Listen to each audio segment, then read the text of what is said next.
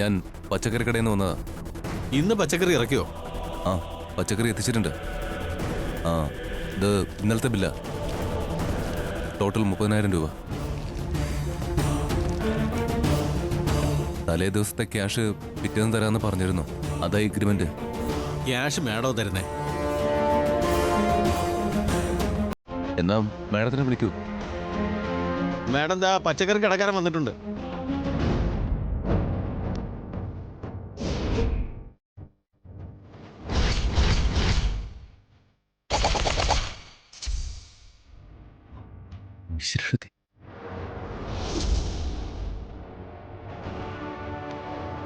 പച്ചക്കറി കടക്കാരനോ? എവിടെ? അത് ഞാനാ. അല്ല, ഇത് അഖിയല്ലേ? മാറിക്കേ.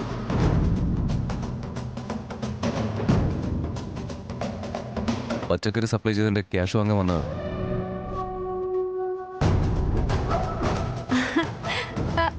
കണ്ടോ, ഇത് ആരാന്ന് കണ്ടോ? മുൻപ് ഞങ്ങളുടെ കമ്പനിയിലെ പ്രധാന ബോസ് ആയിരുന്നു. ഇവന്റെ ഭാര്യയെ കുടുംബം തകർക്കുന്ന ചില കാര്യങ്ങൾ ചെയ്തു. അമ്മ അവളെ പുറത്താക്കി. ഭാര്യയുടെ വാക്കും കേട്ട് കൂടെ ഇറങ്ങിപ്പോയി ഇവനും.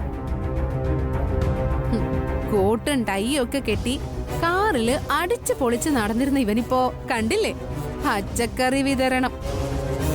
ഇതൊന്നും ഇപ്പൊ എനിക്ക് ഏൽക്കിലെടുത്തി. കാരണം ഞാൻ ചെയ്യുന്ന തൊഴില് അന്തസ്സുള്ളതാ. ഓ, അതിലെനിക്ക് അഭിമാനമേ ഉള്ളൂ. അയ്യോ സോറി, പച്ചക്കറി കടക്കാരൻ എടുത്തിന്ന് വിളിക്കുന്നത് നാണക്കേടാവൂല്ലേ? തരാനുള്ള ക്യാഷ് തന്നാ എനിക്ക് പോവായിരുന്നു. നിന്റെ കയ്യിൽ നിന്ന് പച്ചക്കറി എടുത്തതെങ്കിൽ ഞാൻ സമ്മതിക്കില്ലായിരുന്നു. അതെന്താ? ആ കടയില് ചീഞ്ഞ പച്ചക്കറിയാ വിൽക്കുന്നതെന്ന് പൊതുവിലൊരു പരാതിയുണ്ട്. ഇവിടെ സപ്ലൈ ചെയ്ത പച്ചക്കറിയിലും പകുതിയും കേടായിരുന്നു. എല്ലാം വെറും വേസ്റ്റ്. അങ്ങനെ വരാൻ വഴിയില്ലല്ലോ. ഞാൻ ചെക്ക് ചെയ്തിട്ടാണല്ലോ ഇങ്ങോട്ട് അയച്ചത്. അത്രല്ലേ ഉള്ളൂ. എല്ലാം കൂടെ ഒരാഴ്ചക്കുള്ളിൽ സെറ്റിൽ ചെയ്യാം. അത് പറ്റില്ല എന്ന് പറഞ്ഞില്ലേ? എന്തോ അതൊന്നും എനിക്കറിയില്ല. ക്യാഷ് തന്നാ ഞാൻ പോയേനെ. കടയിൽ വേറെ ആരുമില്ല. ഇനി നാളെ മുതൽ നല്ല പ്യോർ വെജിറ്റബിൾസ് ഇറക്കണം. അതിന്റെ ക്വാളിറ്റി ഒന്ന് നോക്കട്ടെ. പ്രശ്നമില്ലെങ്കിൽ ക്യാഷ് ഒരാഴ്ചക്കുള്ളിൽ തരാം. അത് പറ്റില്ല. ഇപ്പൊ തന്നെ ഇന്നത്തേതും കൂട്ടി 2 ദിവസത്തെ ക്യാഷ് ഉണ്ട്. 78,000 രൂപ. അത്രല്ലേ ഉള്ളൂ. എല്ലാം കൂടെ ഒരാഴ്ചക്കുള്ളിൽ സെറ്റിൽ ചെയ്യാം. അത് പറ്റില്ല എന്ന് പറഞ്ഞില്ലേ? പറ്റാതിരുന്ന എങ്ങനെയാ? ബന്ധവും സ്വന്തം ഒക്കെ വേറെ. ഇതെന്റെ റിസ്കില് കമ്പനി സ്റ്റാഫ്സിന് വേണ്ടി ഞാൻ തുടങ്ങിയ മെസ്സാ. നഷ്ടം വന്നാലേ മറ്റുള്ളവരോട് മറുപടി പറയേണ്ടത് ഞാനാ. അതൊന്നും എനിക്കറിയില്ല. എനിക്ക് ക്യാഷ് കിട്ടണം. അഖി, വെറുതെ നിർബന്ധം പിടിക്കരുത്.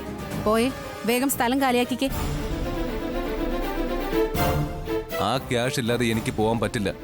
എനിക്ക് ഹോൾസെയിൽ കടയിൽ കണക്ക് തീർക്കാനുള്ളതാ. ക്യാഷിന് ഇത്ര ബുദ്ധിമുട്ടുള്ളവരെ ഇങ്ങനെയുള്ള ഓർഡറുകൾ എടുക്കരുത്. വാക്ക് പറഞ്ഞതാ, എന്നിട്ടിപ്പോ മാറുക. ഞാനോ? ഞാൻ നിന്നോട് പച്ചക്കറി സപ്ലൈ ചെയ്യാൻ പറഞ്ഞോ? മേഡം പറഞ്ഞത് കേട്ടില്ലേ? ഒരാഴ്ച കൂടുമ്പോ കാശ് തരും. ദേ, വാക്ക് മാറ്റി പറയരുത്. എന്റെ വിധം മാറും. അഖി, ഇവിടെ ഒച്ച വെച്ചാ ഇവരെ കൊണ്ട് തന്നെ നിന്നെ ഞാൻ പിടിച്ച് പുറത്താക്കും.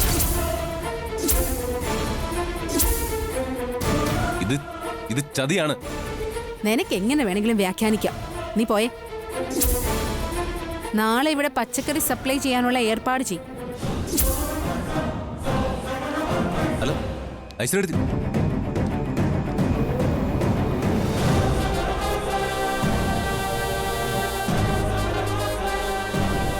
ഇത് ഐശ്വര്യടുത്ത് മനഃപൂർവ്വം ഞങ്ങളെ ദ്രോഹിക്കാൻ ചെയ്യുന്ന. ഇനിയിപ്പോ എന്താ ചെയ്യാം?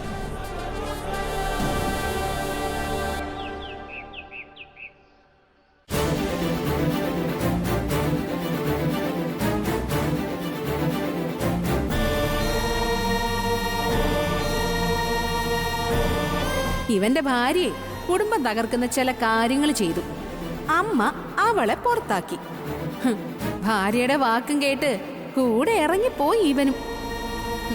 കോട്ടും ടൈയും ഒക്കെ കെട്ടി കാറില് അടിച്ചു പൊളിച്ച് നടന്നിരുന്ന ഇവനിപ്പോ കണ്ടില്ലേ പച്ചക്കറി വിതരണം.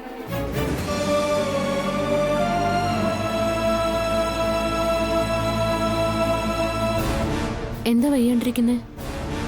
എന്തു പറ്റി?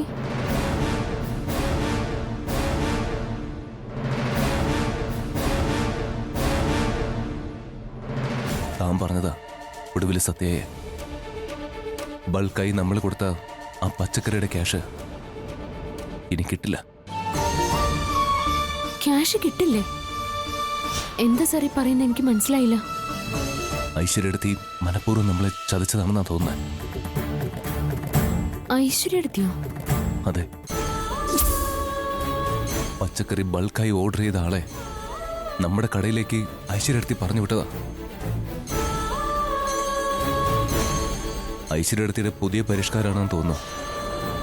കമ്പനി സ്റ്റാഫിനെല്ലാം വേണ്ടി പുതിയ മെസ്സ് തുടങ്ങി. ആളെ വിട്ട് പച്ചക്കറി ഓർഡർ ചെയ്തത് ആ മെസ്സിന് വേണ്ടിയാ. ആ ഒരു മെസ്സിന് വേണ്ടി ദിവസവും എന്തായാലും ഇത്രയും രൂപയുടെ പച്ചക്കറി വേണ്ട. മെസ്സിന്റെ പേര് വെറുതെ പറയുന്ന, നമ്മൾ കൊടുത്തതിലെ ബാക്കി പച്ചക്കറി അവര് മറിച്ചു വിറ്റിട്ടുണ്ട്. ഇതെല്ലാം മനഃപൂർവ്വം നമ്മളെ തകർക്കാൻ വേണ്ടി ചെയ്യുന്ന.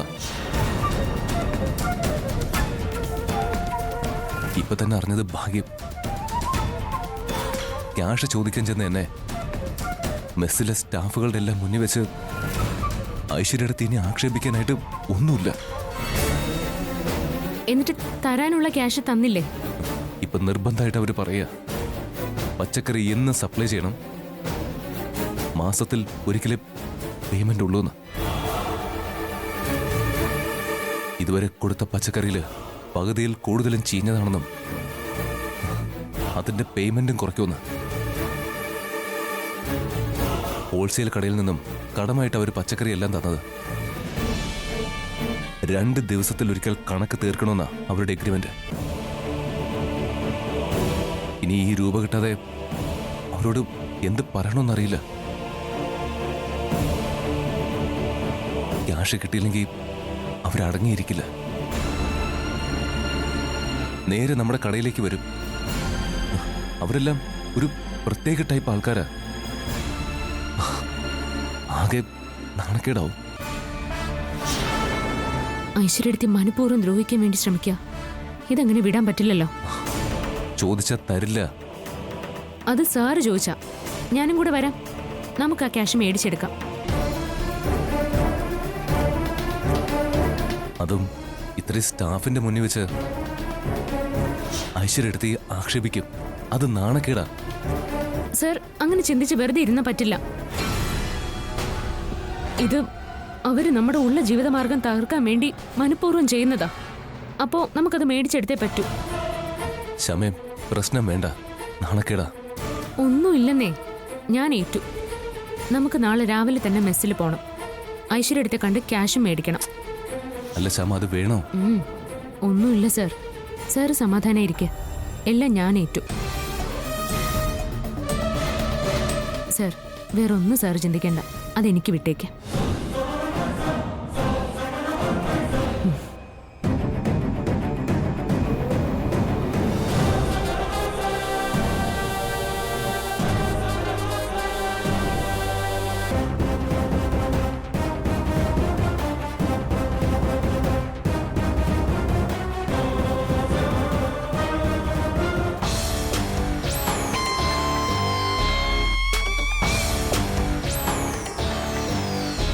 എല്ലാം എടുത്തു വെച്ചല്ലോ അല്ലേ? എടുത്തു വെച്ചു. ഒന്നും വിട്ടുപോയിട്ടില്ല? ഇല്ല, വിട്ടുപോയിട്ടില്ല. അവനിന്ന് പച്ചക്കറി സപ്ലൈ ചെയ്തില്ലേ? ഇല്ല മാഡം. ഒരാഴ്ച കഴിഞ്ഞ് ക്യാഷ് സെറ്റിൽ ചെയ്യാമെന്ന് ഒന്നോട് വിളിച്ച് പറയാത്തത് എന്താ? അത് ഞാൻ പറഞ്ഞു മാഡം. എങ്ങനെയും ഒരാഴ്ച കൂടി സപ്ലൈ ചെയ്യണം. അപ്പോ ക്യാഷ് കുറെ കൂടി പെൻഡിങ് ആവും. ഹോൾസെയിൽ കടക്കാരൻ വന്ന് അഖിലിനെയും ശ്യാമയെയും പോലീസ് സ്റ്റേഷനിൽ കയറ്റും. അതോടുകൂടി കടയങ്ങ് പൊളിയും. പച്ചക്കറിക്കട പൂട്ടിയാലേ ശ്യാമയുടെ അഹങ്കാരം തീരും. ഞാൻ വിളിച്ചപ്പോ അവരിന്ന് നേരിട്ട് വരാന്നാ പറഞ്ഞത്. ആര്? അഖിലോ ശ്യാമയോ? ശ്യാമ.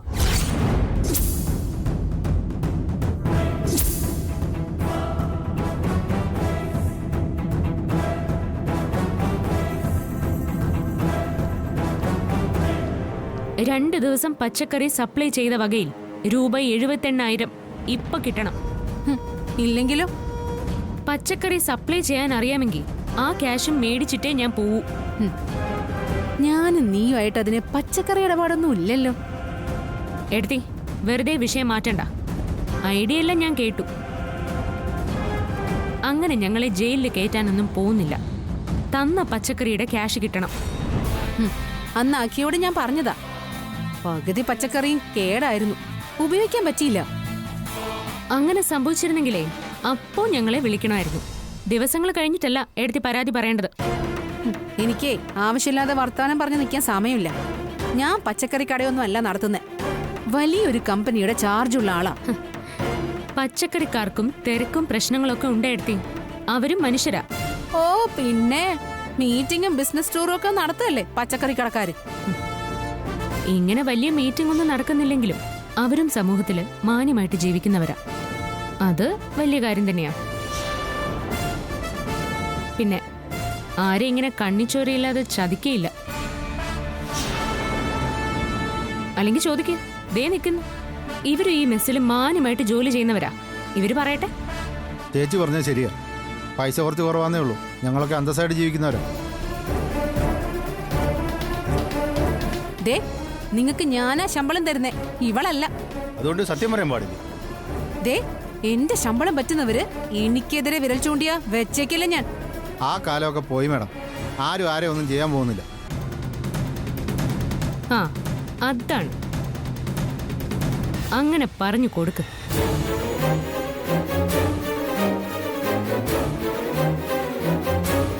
അപ്പോ തരാനുള്ള 78,000 രൂപ അക്കൗണ്ടിലേക്കോ അതോ റെഡി ക്യാഷോ?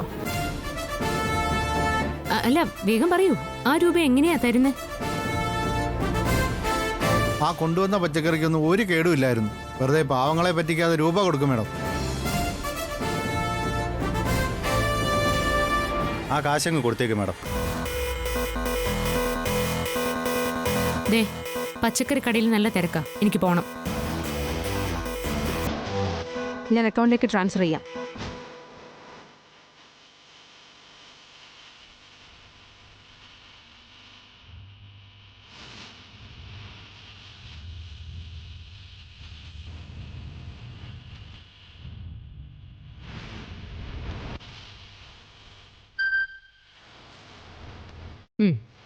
ഓക്കെ, ക്യാഷ് അക്കൗണ്ടിൽ വന്നിട്ടുണ്ട്. ഇനി ഞാൻ പൊയ്ക്കോട്ടെ മാഡം.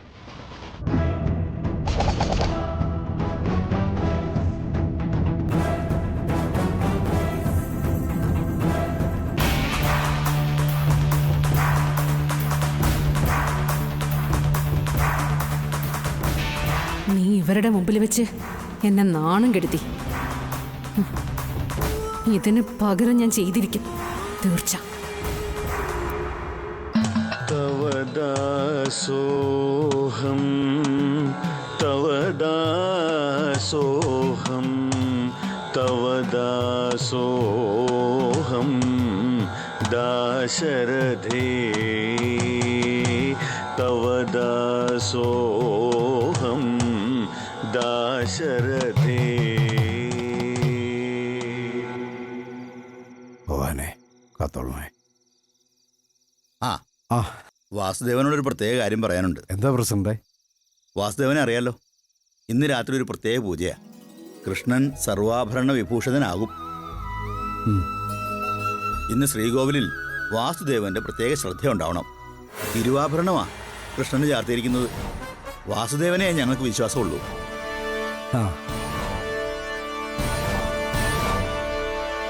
വാസുദേവൻ ഇന്ന് രാത്രി ക്ഷേത്രത്തിൽ തങ്ങേണ്ടി വരും. സെക്യൂരിറ്റി ഉണ്ട്, എങ്കിലും തിരുവാഭരണം പ്രത്യേക ശ്രദ്ധ വേണ്ടതാ. വാസുദേവന്റെ ശ്രദ്ധ ഉറപ്പായിട്ടും ഉണ്ടാവണം. അതിനെന്താ പ്രസിഡന്റ്, രാത്രി ഞാനിവിടെ കാവലുണ്ടാവും. ഓ, സമാധാനായി.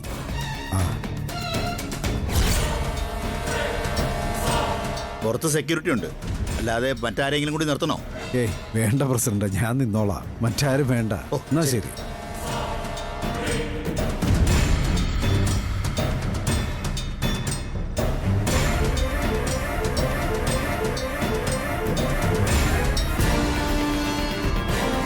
ഭഗവാനെ,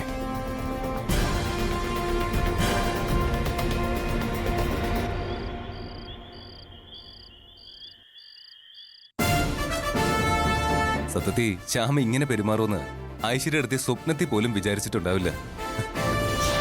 ഒടുവിൽ അവര് നാണം കെട്ടു. അവരത് മനഃപൂർവ്വം ചോദിച്ചു വാങ്ങിയതാ. അതെന്നെ മാത്രം ബാധിക്കുന്ന പ്രശ്നമാണെങ്കിൽ ചിലപ്പോൾ ഞാനത് വിട്ടുകളഞ്ഞേനെ.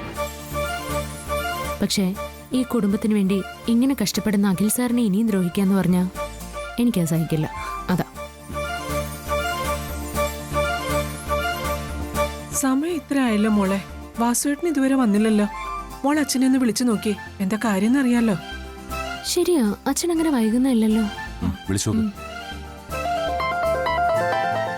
ആ, അച്ഛനെ വിളിക്കുന്നേ. ഹലോ അച്ഛൻ, ഞാൻ അങ്ങോട്ടേക്ക് വിളിക്കാൻ ഒരുങ്ങിയതാ. അപ്പോഴാ അച്ഛൻ ഇങ്ങോട്ടേക്ക് വിളിച്ചേ. എന്താ അച്ഛാ വൈകുന്നേ? ക്ഷേത്രത്തിലെ സ്പെഷ്യലായിട്ട് എന്തെങ്കിലും പൂജ അങ്ങനെ എന്തെങ്കിലും ഉണ്ടോ? ആ മോളെ, ഇന്നൊരു പ്രത്യേക പൂജയുണ്ടായിരുന്നു. ഞാനേ ഇന്ന് വീട്ടിലോട്ട് വരത്തില്ല. ഞാനിവിടെ ക്ഷേത്രത്തിലുണ്ടാകണമെന്ന് തിരുമേനിയും പ്രസിഡന്റും പറഞ്ഞു. അതെന്താ, എന്തെങ്കിലും സ്പെഷ്യൽ ജോലി ഉണ്ടോ അച്ഛന്? ആ അല്ല മോളെ, നാളെ ഏകാദശിയല്ലേ, ഭഗവാന് തിരുവാഭരണം ചാർത്തുന്ന ദിവസമാണ്. ഓ, അപ്പോൾ പ്രത്യേക ശ്രദ്ധ വേണം. സെക്യൂരിറ്റി മാത്രം പോരാ, ഞാനും കൂടെ ഇവിടെ ഉണ്ടാവണമെന്ന് അവർ പ്രത്യേകം പറഞ്ഞു. അച്ഛാ രാത്രി ഉറക്കൊഴിഞ്ഞ് അവിടെ. ആ സാരമില്ല മോളെ, ഒരു ദിവസത്തെ കാര്യമല്ലേ. ആ പിന്നെ അമ്മയോടൊന്ന് പറഞ്ഞേരേ, ഇന്ന് രാത്രി എന്നെ പ്രതീക്ഷിക്കണ്ടെന്ന്. എന്നാ നിങ്ങൾ കഴിച്ചിട്ട് കിടന്നോ, അത് പറയാനാ ഞാൻ വിളിച്ചേ. അച്ഛാ, അച്ഛൻ കഴിച്ചോ? ഓ അത് സാരമില്ല മോളെ, ഞാനിവിടെ തട്ടുകടന്നേ ദോശ വാങ്ങിച്ച് കഴിച്ചോളാം. അത് വേണ്ട, ഭക്ഷണം അവിടേക്ക് കൊണ്ടുവരാം. അല്ലെങ്കിൽ പിന്നെ അച്ഛൻ പട്ടിണി കിടക്കും, എനിക്കറിയാം. ആ വേണ്ട മോളെ. അച്ഛനൊന്നും പറയണ്ട, ഭക്ഷണം അങ്ങോട്ട് കൊണ്ടുവരും, കേട്ടല്ലോ. ആ എൻ്റെ മോളെ, അതൊന്നും വേണ്ട. ഒന്നും പറയണ്ട. ഓക്കെ ശരി.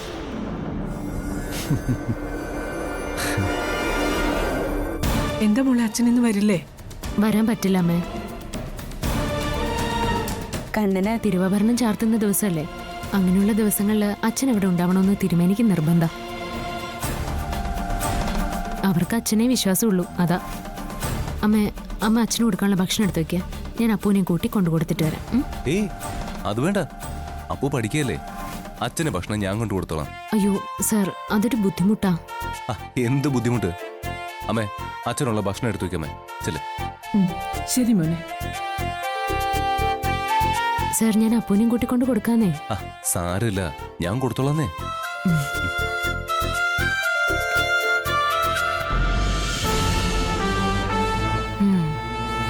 അപ്പോ അങ്ങനെയാണ് കാര്യങ്ങളല്ലേ? ആ അതെ ചേച്ചി, നമുക്കിവിടെ എന്തെങ്കിലും ചെയ്യാൻ പറ്റിയ അത് ശ്യാമയ്ക്ക് വലിയ അടിയാവും. പിന്നെ മറ്റൊരു ന്യൂസ് അവിടുത്തെ ജയന്തി ചേച്ചിയിൽ നിന്ന് എനിക്ക് കിട്ടി. ശ്യാമയും അഖിലും കൂടി മധുരയ്ക്കോ ഡൽഹിക്കോ ടൂറ് പോവുകയാണെന്ന്. ടൂറ് പോവേ?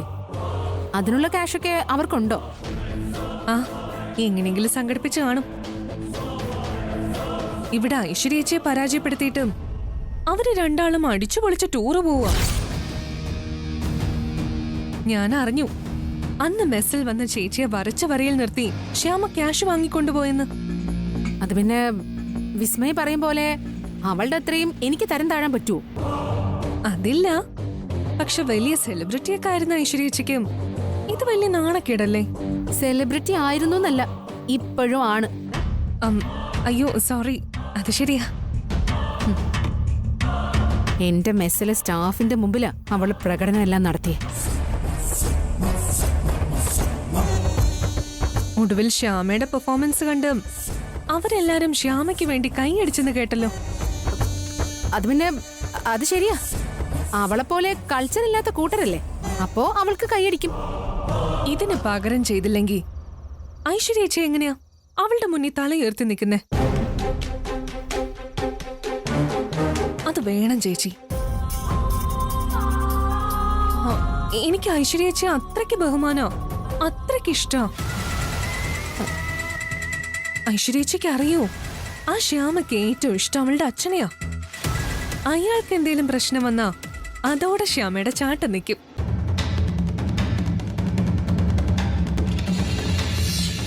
ഞാൻ പറഞ്ഞില്ലേ ആ ക്ഷേത്രത്തിലെ കാര്യം.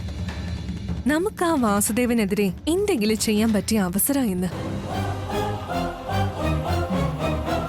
ഇന്ന് രാത്രി മുഴുവൻ തിരുവാഭരണത്തിന് കാവലിരിക്കും ആ വാസുദേവൻ. ആ അവസരം നമുക്ക് മുതലാക്കണം.